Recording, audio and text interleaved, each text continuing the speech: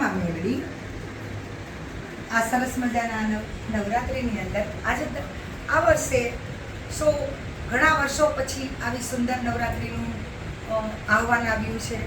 તો આપણે નવરાત્રિમાં અનુષ્ઠાન ન કરી શકો તો કાંઈ વાંધો નહીં, વ્રત ન કરી શકો તો પણ કાંઈ વાંધો નહીં, પણ થોડી ઘરની અંદર પરોજી રાખશું આપણે તો એક નવરાત્રિનું શુદ્ધિકરણ, પોઝિટિવ એનર્જી આપણા ઘરની અંદર ચોક્કસ આવશે. તો શું કરવાનું છે? ડુંગળી લસણ ખાવાની બંધ કરવી, મદિરા પાન કરવાની અને અશુદ્ધ રસોઈ ન કરો ઘરની અંદર. અને માનું જેટલું તમારી કુળદેવીને ભજશો એટલું તમારો બેડો પાર થશે.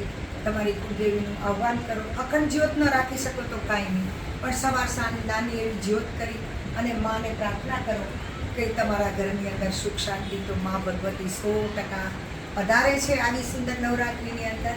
મા મેલડી પધારે છે. જય હો મા મેલડી.